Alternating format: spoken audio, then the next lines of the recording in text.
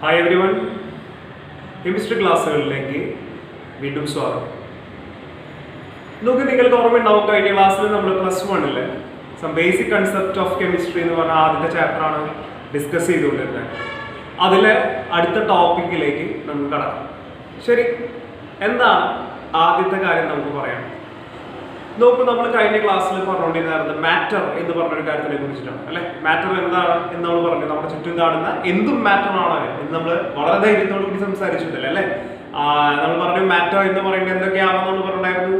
നമ്മുടെ ചുറ്റും കാണുന്ന അല്ലെ ഏതൊക്കെ ഫിസിക്കൽ സ്റ്റേറ്റിൽ പ്രസന്റ് ആയിരിക്കും, സോളിഡ്, ലിക്വിഡ്, ഗ്യാസ് പോലുള്ള ഏതൊരു ഫിസിക്കൽ സ്റ്റേറ്റിൽ പ്രസന്റ് ആയിരിക്കുന്ന നമുക്ക് ചുറ്റും കാണുന്ന എല്ലാ വസ്തുക്കളെയും നമ്മൾ എന്തെന്ന് വിളിക്കുന്നു? മാറ്റർ എന്ന് വിളിക്കുന്നു. പ്രത്യേകത പറഞ്ഞു, അവർക്ക് എന്തുണ്ടായിരിക്കണം? ഡെഫിനിറ്റ് മാസ് ഉണ്ടായിരിക്കണം. ആൻഡ് ഇറ്റ് ഓക്യുപ്പൈസ് സ്പേസ്, അതൊരു സ്പേസ് ഓക്യുപ്പൈ ചെയ്യണം. ശരി, കൂടുതൽ ഡീറ്റെയിൽസ് നിങ്ങൾ കാണാത്തവരെ കഴിഞ്ഞ വീഡിയോ കാണാം. ഓക്കെ, ഇന്ന് നമ്മൾ എന്താണ് പറയുന്നത്? മാറ്ററിന്റെ ക്ലാസിഫിക്കേഷൻ എന്താണ്? Classification of matter. ശ്രദ്ധിക്കാം, മിക്സ്ചേഴ്സ്, പ്യുവർ സബ്സ്റ്റൻസ് എന്ന് പറഞ്ഞിട്ട് രണ്ടായിട്ടാണ് എന്ത് ചെയ്യുന്നത്? മാറ്റേഴ്സിനെ ക്ലാസിഫൈ ചെയ്യുന്നത്. ഓക്കെ, അപ്പൊ ആദ്യം നമുക്ക് അതിലെ പ്യുവർ സബ്സ്റ്റൻസിനെ കുറിച്ച് പറയാം. എന്താണ് പ്യുവർ സബ്സ്റ്റൻസുകൾ? അതായത് ഒരേ കമ്പോണന്റുകൾ മാത്രമുള്ളവരെ നമുക്ക് പ്യുവർ സബ്സ്റ്റൻസ് വിളിക്കും. കുറച്ചുകൂടി ക്ലിയർ ആയിട്ട് പറഞ്ഞാൽ വാട്ടർ. ഒന്ന് ആലോചിച്ചു, വെള്ളം നമ്മളൊരു ഗ്ലാസ്സിൽ എടുക്കണം, അത് നമുക്ക് വെള്ളം മാത്രമേ കാണാൻ സാധിക്കുള്ളൂ അല്ലെ. അല്ലാണ്ട് നമുക്ക് അതിൽ ഹൈഡ്രജൻ, ഓക്സിജൻ, H2O എന്നൊക്കെ നമുക്ക് ബോധർ ചെയ്യുന്നുണ്ടോ? ഇല്ല. വാട്ടർ, ഇറ്റ് സിംപ്ലി വാട്ടർ അല്ലെ. ഒരു ഗ്ലാസ്സിൽ വെള്ളം എടുക്കുന്നു, വെള്ളം മാത്രം കാണാൻ സാധിക്കും. ഓക്കെ, ഇനി അടുത്തൊരു കാര്യം എന്താ പറയുന്നത്? അപ്പോ എന്താ പറയുന്നത്? പ്യുവർ സബ്സ്റ്റൻസിന് എക്സാമ്പിൾ. ഇനി നമ്മൾ എന്ത് ചെയ്തു? ഒരു ഇരുമ്പ് വടി എടുക്കുക. ഇരുമ്പ് വടി അല്ലെ, നമ്മളൊന്ന് ആലോചിച്ചു. ഇരുമ്പ് വടി, ഇരുമ്പല്ലാതെ അല്ലെ അതില് മറ്റൊന്നും തന്നെ നമുക്ക് എന്ത് ചെയ്യാൻ പറ്റില്ല, കാണാൻ സാധിക്കും. ഓക്കെ, Fe എന്നാണ് ആ എണ്ണം പറയുന്നത്. ശരിയല്ലേ? ഇതുപോലെ കോപ്പർ വയർ അല്ലെ, കോപ്പർ. ഓക്കെ, ഇതുപോലെ ഒരുപാട് സാധനങ്ങൾ. ഇപ്പോൾ ഫോർ എക്സാമ്പിൾ ആണ് ഗ്ലൂക്കോസ്. ഗ്ലൂക്കോസ് എന്ന് പറയുമ്പോൾ നമ്മൾ അതിലുള്ള കാർബൺ ഉണ്ട്, വാട്ടർ മോളിക്യൂൾ ഉണ്ട് എന്നൊക്കെ ആലോചിക്കൂ ഇല്ല അല്ലെ. നമുക്ക് എന്ത് മാത്രമുള്ളൂ? ഗ്ലൂക്കോസ്. ഓക്കെ, അപ്പോ അത്തരം ആൾക്കാരെയാണ് നമ്മൾ പ്യുവർ സബ്സ്റ്റൻസ് എന്ന് വിളിക്കുന്നത്. ഈ പ്യുവർ സബ്സ്റ്റൻസിനെ തന്നെ, അതായത് മാറ്റർ പ്യുവർ സബ്സ്റ്റൻസ് ആയിട്ട് എന്ത് ചെയ്യുന്നുണ്ട്? എക്സിസ്റ്റ് ചെയ്യുന്നുണ്ട് നമ്മുടെ എന്ത് ചെയ്യുന്നുണ്ട്? നമുക്ക് ചുറ്റും. ആ പ്യുവർ സബ്സ്റ്റൻസുകൾ ഏതൊക്കെയാണെന്ന് പറഞ്ഞു? വാട്ടർ, അയൺ, കോപ്പർ, അതുപോലെ തന്നെ നമ്മൾ കാണുന്ന എന്തും പ്യുവർ സബ്സ്റ്റൻസുകളാണ് ഇങ്ങനെ പറയുന്ന സാധനം. ഓക്കെ, അവിടെ വേറെ ഒരു കാര്യത്തിന് നമുക്ക് എന്ത് ചെയ്യാൻ പറ്റില്ല, കാണാൻ സാധിക്കും. രണ്ടാമതൊരു കമ്പൗണ്ടിന്റെ പ്രസൻസ് ഒരിക്കലും ഉണ്ടായിരിക്കില്ല. അതെന്താണെന്ന് നമുക്ക് മിക്സ്ചേഴ്സ് പറയുമ്പോൾ കുറച്ചുകൂടി മനസ്സിലാവും. ഓക്കെ, അപ്പൊ നമ്മൾ പ്യുവർ സബ്സ്റ്റൻസിന് രണ്ട് ക്ലാസിഫിക്കേഷൻ ഉണ്ട്. എലമെന്റ്സ് അല്ലെ, എലമെന്റ്സ് ഉണ്ട്, കോമ്പൗണ്ട്സ് ഉണ്ട്. എന്താണ് എലമെന്റ്സ് ആൻഡ് കോമ്പൗണ്ട്സ് ഒക്കെ അറിയാം. എലമെന്റ്സ് എന്ന് പറയുന്നത് പ്യുവറസ്റ്റ് ഫോം എന്നാണ് പറയുന്നത് അല്ലെ. എന്തൊരു സാധനത്തിന്റെ പ്യുവറസ്റ്റ് ഫോം എന്ന് പറഞ്ഞാൽ ഇപ്പൊ നമ്മൾ പറഞ്ഞ എക്സാമ്പിളുകളിൽ നമ്മൾ ഏതൊക്കെ എക്സാമ്പിൾസ് പറഞ്ഞു? ഒന്നുകൂടി ആലോചിച്ച് നോക്കി നോക്കൂ. വാട്ടർ പറഞ്ഞു അല്ലെ, വാട്ടർ പറഞ്ഞു, അയൺ പറഞ്ഞു, അതിന്റെ കോപ്പർ പറഞ്ഞു, ഗ്ലൂക്കോസ് പറഞ്ഞു. ഈ പറഞ്ഞതിൽ നിങ്ങൾക്ക് എലമെന്റ്സ് എന്ന് പറയുന്ന ആര് മാത്രമാണ്? അയൺ അല്ലെ. അയൺ എന്ന് പറയുമ്പോൾ നമുക്ക് വേറെ ആരെങ്കിലും കൂട്ടുപിടിക്കേണ്ട കാര്യമുണ്ടോ? ഇല്ലേ. നേരെ മറിച്ച് വാട്ടർ എന്ന് പറയുമ്പോൾ അവിടുത്തെ ഒരു എലമെന്റ് അല്ല, കാരണം അതൊരു എലമെന്റിന്റെ കോമ്പിനേഷൻ ആണ്. ഏതൊക്കെ എലമെന്റിന്റെ കോമ്പിനേഷൻ ആണ് വാട്ടർ എന്ന് പറഞ്ഞാൽ? മോളിക്യുലർ ഫോർമുല ആലോചിച്ചു. വാട്ടറിന്റെ എന്താ മോളിക്യുലർ ഫോർമുല? H2O അല്ലെ. അപ്പോ അവിടെ എന്തുണ്ട്? എലമെന്റ് എന്ന് പറഞ്ഞ കാറ്റഗറിയിൽ എല്ലാവരും വരുന്നത്. അതാണ് രണ്ടാമത്തെ ക്ലാസിഫിക്കേഷൻ നമ്മൾ കാണിച്ചിരിക്കുന്ന കോമ്പൗണ്ട്സ് അല്ലെ. കോമ്പൗണ്ടുകൾ എന്ന് പറഞ്ഞാൽ എന്താ? കമ്പൈൻ, കോമ്പിനേഷൻ എന്നാണ് പറയുന്നത് അല്ലെ. എന്തിന്റെ കോമ്പിനേഷൻ ആണ്? എലമെന്റുകൾ കമ്പൈൻ ചെയ്തുകൊണ്ടാണ്. ഫോർ എക്സാമ്പിൾ ഹൈഡ്രജൻ ഒരു എലമെന്റ് ആണ്, ഓക്സിജൻ ഒരു എലമെന്റ് ആണ്. ഇത് രണ്ടും കൂടി ചേർന്നുണ്ടാകുന്നത് H2O, ഒരു കോമ്പൗണ്ട്. പിടിയിട്ടില്ലോ. കോമ്പൗണ്ടിന്റെ ഏറ്റവും ചെറിയ ഫോമിനെയാണ് നമ്മൾ ഇന്ന് വിളിക്കുന്ന മോളിക്യൂൾ. കോമ്പൗണ്ട്സിന്റെ ഓരോ പാർട്ടിക്കിൾസിനെ നമ്മൾ വിളിക്കുന്ന പേരാണ് മോളിക്യൂൾ. അപ്പൊ എലമെന്റിന്റെ ഏറ്റവും സ്മോളസ്റ്റ് പാർട്ടിക്കിൾ ഏതാണെന്ന് വെച്ചാൽ നമ്മൾ പറയും ആറ്റം അല്ലെ. അയൺ റോഡിൽ മുഴുവനും നിങ്ങൾക്ക് എന്താ കാണാൻ സാധിക്കുക? അയൺ ആറ്റംസിനെയാണ് കാണാൻ സാധിക്കുക, Fe ആറ്റംസ്. ഒരു കോപ്പർ വയർ എടുക്കുന്നു, ആ കോപ്പർ വയറിലെ ഓരോ ധരിയും അല്ലെ കോപ്പർ ആറ്റം കൊണ്ട് നിർമ്മിച്ചതാണ്. എന്നാൽ വാട്ടർ എടുക്കുന്നു, ഒരു ഗ്ലാസ്സിലെ മുഴുവൻ വാട്ടറും അല്ലെ ഓരോരോ വാട്ടർ മോളിക്യൂളുകൾ കൊണ്ട് നിർമ്മിച്ചതാണ്. ഇതാണ് ഇതിന്റെ വ്യത്യാസം. ശ്രദ്ധിക്കുക, എലമെന്റ്സിന്റെ ഏറ്റവും സ്മോളസ്റ്റ് പോർഷൻ ആണ് ആറ്റംസ് എന്ന് പറഞ്ഞു, കോമ്പൗണ്ട്സിന്റെ ഏറ്റവും സ്മോളസ്റ്റ് പോർഷൻ ആണ് മോളിക്യൂൾ എന്ന് പറഞ്ഞു. കോമ്പൗണ്ട് എങ്ങനെയുണ്ടാവുന്നത്? എലമെന്റ്സ് കമ്പൈൻ ചെയ്തിട്ടാണ് എന്തുണ്ടാവുന്നത്? കോമ്പൗണ്ട് ആണ്. എലമെന്റ് ഒരു പ്യുവർ ഫോം അല്ലെ. നേച്ചർ ഇത് നമുക്ക് അത് മാത്രമായിട്ട് കിട്ടുന്നുണ്ടെങ്കിൽ അതിനെയാണ് നമ്മൾ എന്ത് എലമെന്റൽ ഫോം എന്ന് വിളിക്കുന്നത്. കാര്യം ക്ലിയർ ആണെന്ന് വിചാരിക്കും അല്ലെ. മാറ്ററിന്റെ രണ്ട് ക്ലാസിഫിക്കേഷനിലെ ഒന്നാമത്തെ ക്ലാസിഫിക്കേഷൻ ആണ് പറഞ്ഞത് പ്യുവർ സബ്സ്റ്റൻസ് അല്ലെ. ഈ പ്യുവർ സബ്സ്റ്റൻസിനെ വീണ്ടും രണ്ടായി ക്ലാസിഫൈ ചെയ്തു. ഏതൊക്കെയാണ്? എലമെന്റ്സും അതുപോലെ തന്നെ കോമ്പൗണ്ട്സ്. ശരി, രണ്ടാമത്തെ ക്ലാസിഫിക്കേഷൻ എന്താണ് മാറ്ററിന്റെ? ഇവിടെ ലെഫ്റ്റ് സൈഡിൽ നോക്കുമ്പോൾ നിങ്ങൾക്ക് കാണാം, സ്ക്രീനിൽ കാണാം, ലെഫ്റ്റ് സൈഡിൽ മിക്സ്ചേഴ്സ് അല്ലെ.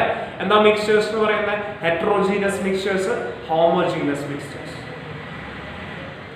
മിക്സ്ചർ എന്ന് പറയുന്ന സാധനം, നമുക്ക് മിക്സ്ചർ എന്ന് പറയുമ്പോൾ ഏറ്റവും ആദ്യം എന്താ ഓർമ്മ വരും അല്ലെ? നമ്മുടെ ചായയൊപ്പം കഴിക്കുന്ന ഒരു പലഹാരമാണ് മിക്സ്ചർ എന്ന് പറയുന്നത്. ശരിയാണല്ലേ? കാരണം എന്താ, അതിനുള്ളിൽ നമുക്ക് എന്തൊക്കെ രണ്ട് കമ്പോണൻസ് ആണ് എന്ത് ചെയ്തിരിക്കുന്നത്, ആഡ് ചെയ്തിട്ടുണ്ടായിരിക്കുക. മിനിമം 2 കമ്പോണന്റ് എങ്കിലും അതിനുള്ളിൽ ഉണ്ടായിരിക്കും. ഇതുപോലെ തന്നെ നമ്മൾ പറഞ്ഞു ഗ്ലൂക്കോസ് വാട്ടറില് ഡിസോൾവ് ചെയ്യിക്കുന്നു. ഗ്ലൂക്കോസ് വെള്ളം എന്ന് പറഞ്ഞാൽ നിങ്ങൾ ആലോചിക്കുക, ഗ്ലൂക്കോസ് എന്ത് ചെയ്യുന്നു? വെള്ളത്തിൽ കലക്കുന്നു. അതിൽ ഗ്ലൂക്കോസ് ഒരു കോമ്പൗണ്ട് ആണ്, വാട്ടർ ഒരു കോമ്പൗണ്ട് ആണ്. 2 കോമ്പൗണ്ടുകളുടെ മിക്സ്ചർ ആണ് അല്ലെ നമ്മൾ എന്ത് വിളിക്കുന്നു? മിക്സ്ചേഴ്സ് അല്ലെ. അവരുടെ കോമ്പിനേഷനെയാണ് നമ്മൾ എന്ത് വിളിക്കുന്നത്? മിക്സ്ചേഴ്സ്. അപ്പോ അക്വസ് സൊല്യൂഷൻ ഓഫ് ഗ്ലൂക്കോസ് അല്ലെങ്കിൽ ഗ്ലൂക്കോസ് വെള്ളം എന്ന് പറഞ്ഞാൽ അതൊരു മിക്സ്ചർ ആണ്. ശരിയാണല്ലോ? Okay okay. ദെൻ അതിൽ തന്നെ ഹെറ്ററോജീനസ്, ഹോമോജീനസ് എന്ന് ക്ലാസിഫൈ ചെയ്തിരിക്കും. എന്താണ് ഹെറ്ററോജീനസ്, ഹോമോജീനസ്? ഹോമോജിനിറ്റി എന്ന് പറഞ്ഞു കഴിഞ്ഞാൽ യൂണിഫോമിറ്റി എന്നൊക്കെ നമുക്ക് വേണമെങ്കിൽ അർത്ഥം. ഹെറ്ററോജീനസ് എന്ന് വെച്ചാൽ നോൺ യൂണിഫോം എന്നാണ് അർത്ഥം വരുന്നത്. രണ്ടിനും വളരെ സിമ്പിൾ എക്സാമ്പിൾ നമ്മൾ പറയാം. ഷുഗർ സൊല്യൂഷൻ അല്ലെ. ഷുഗർ സൊല്യൂഷൻ എന്ന് പറയുന്നതിനെയാണ് നമുക്ക് എന്ത് പറയാൻ പറ്റുക? Is called a homogeneous mixture. കാരണം ഒരു പാത്രത്തിൽ നമ്മൾ കാണാതെ തന്നെ ഷുഗർ ഇട്ട് കലക്കി വെച്ചിരിക്കുകയാണ്. നമുക്ക് ഒരു കാര്യം പറയാണ്, ഞാനൊരു ഹാളില് ഇരിക്കുകയാണ്, അതിൽ ഞാനൊരു ബീക്കറിൽ വെള്ളം എടുത്തിട്ട് അതിലേക്ക് ഷുഗർ ഇട്ട് കലക്കി വെച്ചു. നിങ്ങളെ വിളിക്കുകയാണ് 1 by 1 ആയിട്ട്. നോക്കൂ, ഇതിനെ നിങ്ങൾക്ക് കാണാൻ സാധിക്കും അല്ലെ? തൊട്ട് നോക്കാനും പറ്റില്ല, ടേസ്റ്റ് ചെയ്യാനും പറ്റില്ല. നിങ്ങൾക്ക് പറയാൻ സാധിക്കുമോ എന്തിന്റെയൊക്കെ മിക്സ്ചർ ആണ്? എന്താണ് ഈ വെള്ളത്തിനുള്ളിൽ കണ്ടെയ്ൻ ചെയ്യുന്നത് നിങ്ങൾക്ക് പറയാൻ സാധിക്കുമോ? ഇല്ല. അതുകൊണ്ടാണ് അതിനെ എന്ത് വിളിക്കുന്നത്? ഗ്ലൂക്കോസ് എന്ത് വിളിക്കുന്നത്? ഹോമോജീനസ് മിക്സ്ചേഴ്സ് എന്ന് വിളിക്കുന്നത്. കാരണം അവരെ നമുക്ക് അതിനുള്ളിലത്തെ കമ്പോണന്റുകളെ വെവ്വേറെ കാണാൻ സാധിക്കില്ല. നേരെ മറിച്ച് ഇതേ ഹാളിൽ ഞാൻ ഇരുന്നു, രണ്ടാമത്തെ ബീക്കറിൽ വെള്ളവും അതിലേക്ക് എന്ത് ആഡ് ചെയ്തു? ഞാൻ കുറച്ച് മണൽ ആഡ് ചെയ്തു, റെഡ് സാൻഡ് ആഡ് ചെയ്തു, അല്ലെങ്കിൽ ക്ലേ ആഡ് ചെയ്തു. ഞാൻ അതിനുള്ളിൽ എന്ത് ചെയ്തു? സ്റ്റിർ ചെയ്ത് വെച്ചു. അപ്പൊ അത് നിങ്ങൾക്ക് കണ്ടാൽ മനസ്സിലാവും, ഇത് മഡി വാട്ടർ അല്ലെ? ചെളിവെള്ളം. ചെളിവെള്ളം എന്ന് പറയുന്നത് എന്തൊക്കെയാ അല്ലെ? അവിടെ ക്ലേയും വാട്ടറും കൂടി മിക്സ് ചെയ്തതാണ്. അപ്പൊ അതെന്താണ്? നിങ്ങൾ കാണുമ്പോൾ തന്നെ അതിന് എന്ത് ചെയ്യാൻ പറ്റുന്നുണ്ട്? ഐഡന്റിഫൈ ചെയ്യാൻ പറ്റുന്നുണ്ട് അല്ലെ? ഇനി അതല്ലെങ്കിൽ ഞാൻ ചോക്ക് പൊടി ഇട്ടിട്ട് എന്ത് ചെയ്തു? വെള്ളം കലക്കി വെച്ചു. നിങ്ങൾക്ക് കണ്ടാൽ മനസ്സിലാവും അല്ലെ? ഇതിനുള്ളിൽ ഏതൊരു വൈറ്റ് പൗഡർ ആഡ് ചെയ്തിട്ടുണ്ടല്ലോ. അതുകൊണ്ടാണ് എന്ത് സംഭവിക്കുന്നത്? വെള്ളത്തിനെയും ചോക്ക് പൊടിയും വേറെ വേറെ നിങ്ങൾക്ക് രണ്ടും ഒന്നായിരിക്കുമ്പോൾ തന്നെ വേറെ വേറെ കണ്ട് മനസ്സിലാക്കാൻ പറ്റില്ല. അതിനെയാണ് ഹെറ്ററോജീനസ് എന്ന് വിളിക്കുന്നത്. അതല്ല ഒരേ കോമ്പോസിഷൻ ആണെങ്കിൽ അവർക്ക് നമ്മൾ എന്ത് വിളിക്കണം? ഹോമോജീനസ്. ക്ലിയർ ആണെന്ന് വിചാരിക്കും. ഒരുപാട് ഞാൻ പറയുന്നില്ല. അപ്പോ ഇതാണ് എന്ന് പറയുന്നത് ക്ലാസിഫിക്കേഷൻ ഓഫ് മാറ്റർ.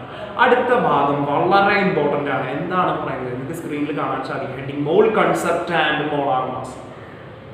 പലർക്കും ഇപ്പോഴും ഒരു ഐഡിയ കിട്ടാത്ത ഒരു കാര്യമാണ് മോൾ കൺസെപ്റ്റ് എന്ന് പറഞ്ഞാൽ. എന്നാൽ വളരെ സിമ്പിൾ ആയിട്ടുള്ള ഒരു സാധനമാണ് മോൾ കൺസെപ്റ്റ്. ഇന്നത്തോടു കൂടി നമ്മുടെ ആ കൺഫ്യൂഷൻസ് എല്ലാം തീരണം. മോൾ കൺസെപ്റ്റ്. മോൾ എന്ന് പറഞ്ഞാൽ എന്താണ്? മോൾ എന്ന് പറഞ്ഞു കഴിഞ്ഞാൽ ഒരു യൂണിറ്റ് ആണ്. എന്തിന്റെ യൂണിറ്റ് ആണ്? നോക്കിയാൽ നമ്മൾ പറഞ്ഞു കെമിസ്ട്രി നമ്മൾ എന്തിനൊക്കെ വെച്ച് ഡീൽ ചെയ്യുന്നത്? ആറ്റംസിനെയും മോളിക്യൂൾസിനെയും വെച്ച് ഡീൽ ചെയ്യണമെന്ന് ഞാൻ നിങ്ങളുടെ അടുത്ത് പറഞ്ഞിട്ടുണ്ടായിരുന്നു അല്ലെ? അപ്പോ ഈ ആറ്റംസും മോളിക്യൂൾസും എന്നൊക്കെ പറയുന്നത് നമ്മൾക്ക് അല്ലെ ഒരു ലഡു മേടിക്കുന്ന പോലെ അല്ലെ ഓരോന്നൊക്കെ ആയിട്ട് മേടിക്കാൻ പറ്റുന്ന രീതിയിലാണ് അല്ല അല്ലെ? നിങ്ങൾക്കറിയാം അത് വേറെ വേറെയാണ്. അത് ആറ്റംസ് മോളിക്യൂൾസ് ഒക്കെ വളരെ ചെറുതാണ് അല്ലെ? അപ്പൊ അവരെ നമുക്ക് പെരുക്കിയെടുത്തിട്ട് എണ്ണം പിടിക്കുക അല്ലെങ്കിൽ അവരുടെ യൂണിറ്റുകളെ കുറിച്ച് പറയുക, എമൗണ്ടിനെ കുറിച്ച് പറയുക എളുപ്പമല്ല. അതുകൊണ്ടാണ് ഇതിൽ ആദ്യത്തെ പോയിന്റ് പറയുന്നത് atoms and molecules R extremely small in size and their numbers in even small amount. കുറച്ചെടുത്തിട്ടില്ലെങ്കിൽ കൂടി അതിലുള്ള ആറ്റംസിന്റെ മോളിക്യൂൾസിന്റെ നമ്പർ വളരെ കൂടുതലായിരിക്കും. കാരണം എന്താ? 1 കിലോ പഞ്ചസാരയിൽ എത്ര തരികൾ ഉണ്ട് എന്ന് ചോദിച്ചാൽ എനിക്ക് വട്ടാന്ന് വിചാരിക്കുന്നില്ല അല്ലേ? അത് പക്ഷേ 1 കിലോ ലഡു മേടിക്കാൻ പറഞ്ഞാൽ മേ ബി നമുക്ക് വേണമെങ്കിൽ ഒന്ന് ശ്രമിച്ചാൽ എണ്ണിയെടുക്കാവുന്നതേ ഉള്ളൂ. ക്ലിയർ ആണോ? നമ്മളൊന്ന് ശ്രമിച്ചാൽ വേണമെങ്കിൽ 1 കിലോ ലഡുവിൽ എത്ര ലഡു ഉണ്ടെന്ന് എണ്ണിയെടുക്കാം അല്ലെ? പക്ഷെ ആറ്റംസിന്റെ കേസിൽ അത് പോസിബിൾ ആണോ? അല്ല. അത്രയും സ്മോൾ ആണ് ആറ്റംസ് എന്ന് പറഞ്ഞാൽ. അപ്പോൾ ചെറിയ ക്വാണ്ടിറ്റി എടുത്താൽ പോലും ആറ്റംസിന്റെ എണ്ണം വളരെ കൂടുതലായിരിക്കും. ആ എണ്ണത്തിനെ വളരെ എന്താ പറയുന്നത് സൗകര്യപൂർവ്വം കൺവീനിയന്റ്ലി എക്സ്പ്രസ് ചെയ്യാൻ ഉപയോഗിക്കുന്ന ഒരു യൂണിറ്റ് ആണ് 1 മോൾ. 1 മോൾ എന്ന് പറഞ്ഞാൽ നിങ്ങൾക്ക് വേണമെങ്കിൽ ഇങ്ങനെ ഒരു കിഴി പോലെ ആലോചിക്കും അല്ലെ. നമ്മൾ കണ്ടിട്ട് പണ്ടത്തെ രാജാക്കന്മാര് കിഴികൾ കൊടുക്കുന്നത് അല്ലെ. അതിനുള്ളിൽ ഉണ്ടാവും ഇത്ര പണം അല്ലെ. സ്വർണ്ണ നാണയങ്ങളായിരിക്കും ചിലപ്പോൾ കൊടുക്കുന്നുണ്ടാവും, വെള്ളി നാണയങ്ങളായിരിക്കും, പക്ഷെ അതിന്റെ എണ്ണം ഉണ്ടായിരിക്കും അല്ലെ. 100 കോയിന്റെ അല്ലെ കണ്ടെയ്ൻ ചെയ്യുന്ന ഒരു കിഴി. അതുപോലെ നമ്മൾ പറയാണ് 1 മോൾ എന്ന് പറയുന്നത് ഒരു കിഴിയാണെന്ന് വിചാരിച്ചാൽ ആ 1 മോൾ തുറന്നു നോക്കി കഴിഞ്ഞാൽ അതിനുള്ള എത്ര ആറ്റംസ് ഉണ്ടായിരിക്കും? എത്ര ആറ്റംസ് ഉണ്ടായിരിക്കും നോക്ക്. നമ്പർ ശ്രദ്ധിക്കുക. 6.022 into 10 raised to 23. 10 raised to 23 വെച്ചാൽ എത്ര? 23 സീറോസ് ആണ് വരുന്നത്. ഇതൊരു ട്രെയിൻ പോലെ ആയിരിക്കും നമ്പർ, അത്രയും ചെറുതാണ്. അപ്പോ നമുക്ക് ആ നമ്പറിനെ കുറിച്ച് ഇനി ബേജാറാവണ്ട. അത്രയും നമ്പർ വന്നാൽ 1 മോൾ ആണെന്ന് പറയുന്നത്. നമ്മൾ 1 മോൾ എന്ന് പറഞ്ഞിട്ടാണ് ഇനി എന്ത് ചെയ്യുന്നത്, അതിനൊക്കെ ഐഡന്റിഫൈ ചെയ്യാം.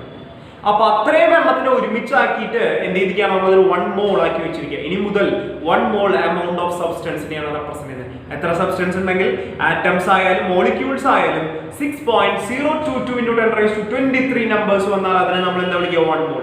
ഇതുപോലെ നമ്മൾ മറ്റുള്ള യൂണിറ്റുകൾ പരിചയപ്പെട്ടിട്ടുണ്ട് അല്ലെ. എന്താ ഓർമ്മയുണ്ടോ നിങ്ങൾക്ക്? 1 ഡസൻ എത്രയാ പറയാ നമ്മള്? 12 അല്ലെ. 12 എണ്ണം പറയുമ്പോൾ നമ്മൾ എന്താ പറയാ? 1 ഡസൻ എന്നാ പറയാ. ശരിയല്ലേ? ഇപ്പൊ നമ്മൾ പറയാണ്, നേരത്തെ പറഞ്ഞ എക്സാമ്പിൾ, നമ്മള് എന്ത് മേടിക്കാൻ പോവാണ്? എഗ് മേടിക്കാൻ പോകുന്നത്. 1 ഡസൻ എഗ് എന്ന് പറഞ്ഞാൽ അവർ എത്ര തരും നമുക്ക്? 12 എഗ് തരും അല്ലെ. 12 eggs പിടികിട്ടിയോ? അതുപോലെ നമ്മൾ പറയാണ് എന്താ പറയുന്നത്, ഇതുപോലെ തന്നെ പറയുന്ന എന്താ പറയുന്ന ഒരു നമ്പർ ആണ് എന്ന് പറയുന്നത്, ഒരു എമൗണ്ട് ഓഫ് അല്ലെങ്കിൽ ഒരു യൂണിറ്റ് ആണ് 1 മോൾ എന്ന് പറയുന്നത്. 1 മോൾ എന്ന് വെച്ചാൽ എത്രയാണ്? 6.022 into 10 raised to 23. അത്രയും പാർട്ടിക്കിൾസ്, അത്രയും ആറ്റംസ് ഇങ്ങനെ. അപ്പൊ നമ്മളിങ്ങനെ എണ്ണിക്കൊണ്ടിരിക്കണം. എത്ര വരെ? 23 പൂജ്യമാണോ? ഏത് കഴിഞ്ഞിട്ട്? 6.022. മനസ്സിലായോ? അപ്പൊ അത്രയും എണ്ണം പറ്റുമോ നമുക്ക്? ഇല്ല. അതുകൊണ്ടാണ് അതിനെ വളരെ ചെറിയൊരു എന്താ പറയുക, പെട്ടെന്ന് നമുക്ക് മനസ്സിലാവാൻ വേണ്ടി 1 മോൾ ആക്കിയിരിക്കുന്നത്. ശരി, SI യൂണിറ്റ് അല്ലെ ഓഫ് എമൗണ്ട് ഓഫ് സബ്സ്റ്റൻസ് ആണ് എന്ന് പറയുന്നത് 1 മോൾ. 1 മോൾ എന്ന് പറഞ്ഞാൽ എന്താണ്? SI യൂണിറ്റ് ആണ് അല്ലെ, എന്തിന്റെ? Amount of substance. അപ്പൊ ഇതിനു മുമ്പ് നമ്മൾ പഠിച്ചിരിക്കുന്ന SI യൂണിറ്റുകളൊക്കെ ലെങ്ത്തിന് നമ്മൾ എന്താ പറയാറ്? മീറ്റർ, ടൈമിലെ സെക്കൻഡ്. അതുപോലെ എമൗണ്ട് ഓഫ് സബ്സ്റ്റൻസ് ഈ എണ്ണത്തിന്റെ യൂണിറ്റ് ആണ് എന്ന് പറയുന്നത് മോൾ. MOL എന്നാണ് മുഴുവൻ പേരുന്നുണ്ടെങ്കിലും യൂണിറ്റ് പറയുന്നത് MOL എന്ന് മാത്രം പറയാം. ശരി, എന്താണ് ഇനി പഠിക്കാനുള്ളതിനുള്ളിൽ? 1 മോൾ നമുക്ക് എങ്ങനെ ഡിഫൈൻ ചെയ്യാം എന്നൊരു ക്വസ്റ്റ്യൻ ചോദിച്ചു കഴിഞ്ഞാൽ നിങ്ങൾക്ക് ഇവിടെ കാണാം എന്താ എഴുതിക്കുന്നത്? 1 mole is the amount of substance അല്ലെ. അതായത് നമ്മൾ പറഞ്ഞ ആറ്റംസിന്റെ എണ്ണം, തരിതരി ആറ്റംസിന്റെ എണ്ണം.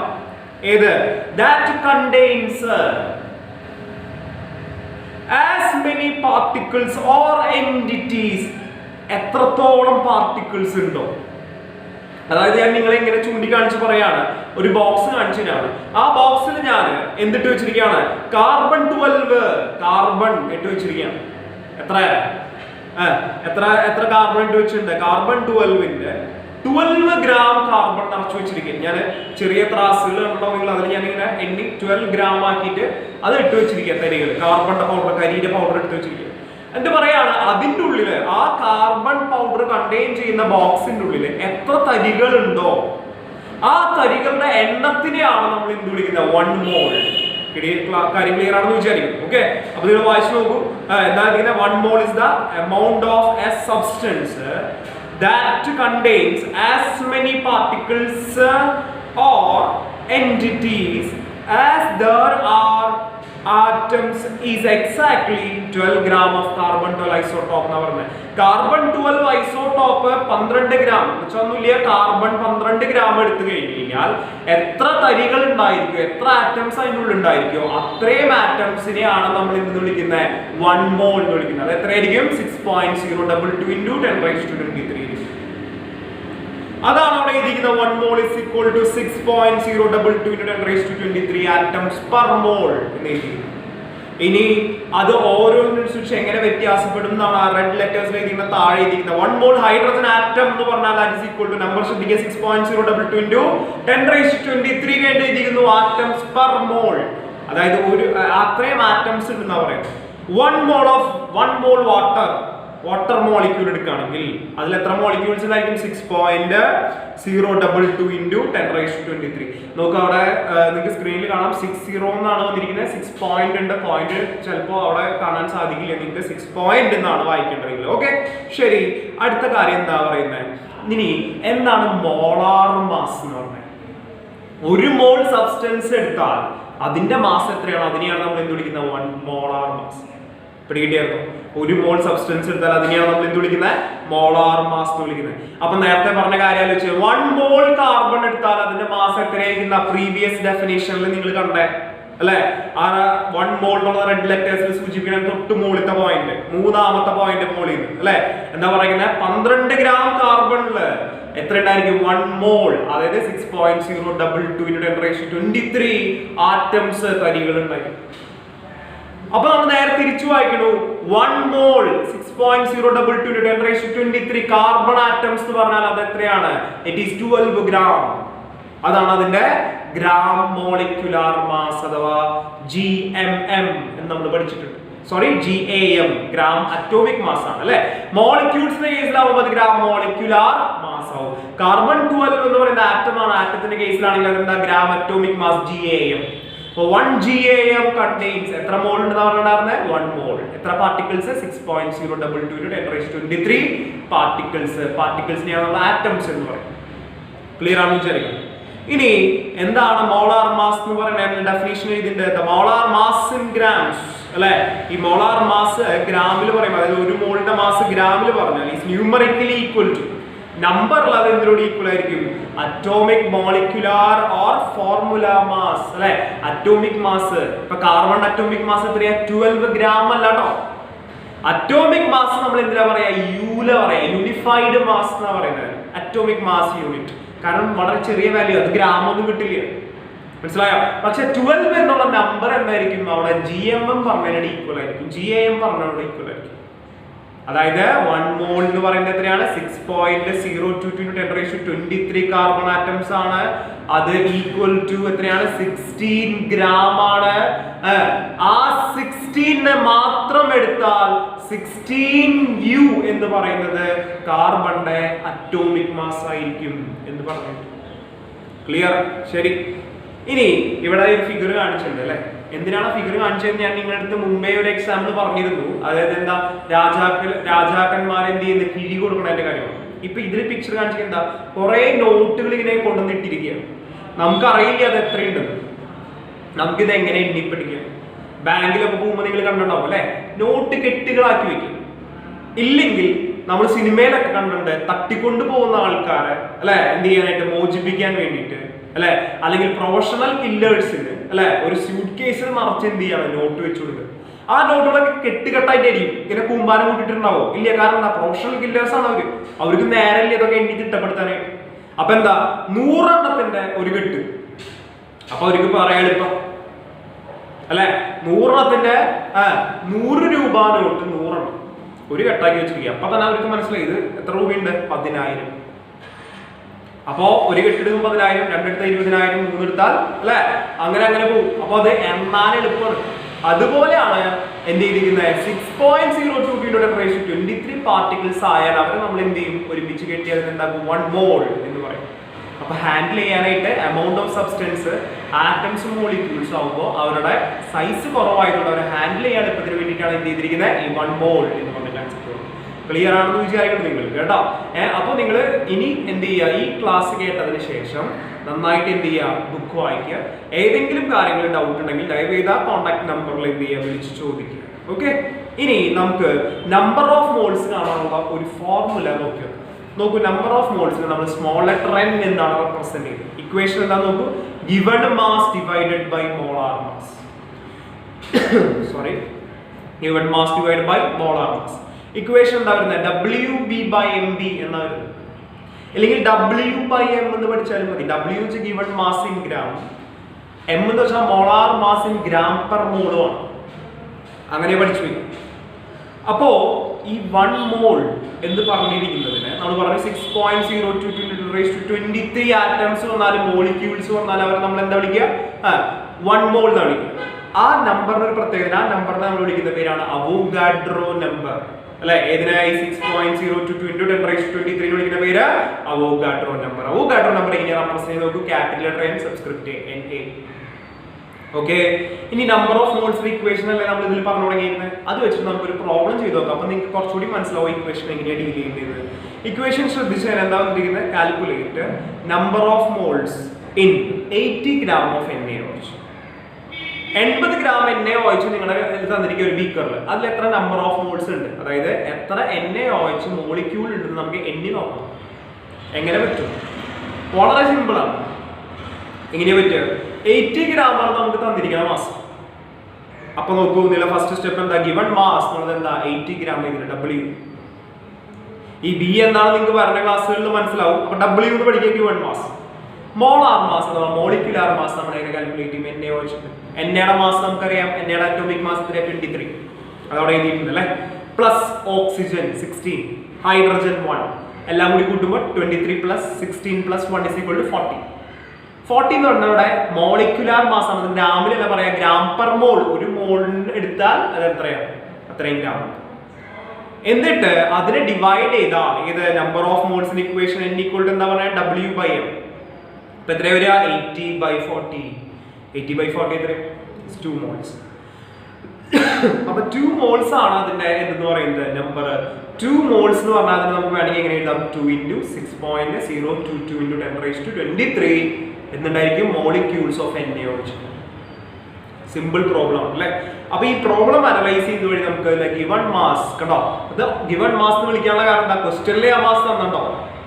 Molecular mass. അതെങ്ങനെ കണ്ടുപിടിക്കുക? അവിടെ മോളിക്യുലാർ ഫോർമുല എന്താണ്? NaOH എന്ന് പറയുന്നതാണ് മോളിക്യുലാർ ഫോർമുല. അതിൽ നമ്മൾ എന്ത് വിളിച്ചു? മോളിക്യുലാർ മാസ് എന്ന് വിളിച്ചു. ഡിവൈഡ് ചെയ്യുന്നു, ആൻസർ കിട്ടും. അതിനെ നിങ്ങൾക്ക് വേണമെങ്കിൽ ഇങ്ങനെ കൺവേർട്ട് ചെയ്താൽ 2 മോൾ എന്നുള്ളതിനെ 2 × അവോഗാഡ്രോ നമ്പർ. ഓക്കെ, അപ്പൊ നിങ്ങൾക്ക് ഇത്രയും കാര്യങ്ങൾ നിങ്ങൾക്ക് വളരെ ബേസിക് ആയിട്ട് അറിഞ്ഞിരിക്കേണ്ടതാണ്. അതോടുകൂടി നമ്മുടെ ഇന്നത്തെ ഈ ക്ലാസ് അവസാനിക്കണം. അപ്പൊ ഏതെങ്കിലും കാര്യങ്ങൾ നിങ്ങൾക്ക് ഡൗട്ട് ഉണ്ടെങ്കിൽ താഴെ കാണുന്ന നമ്പറിൽ നിങ്ങൾ കോൺടാക്ട് ചെയ്യുക. അപ്പൊ നിങ്ങൾക്ക് അതായത് ടീച്ചേഴ്സായിട്ട് എന്ത് ചെയ്യാൻ പറ്റും? നിങ്ങളുടെ ഡൗട്ട്സ് ക്ലിയർ ചെയ്യാനുള്ള അവസരം ഉണ്ടായിരിക്കും. Okay, thank you.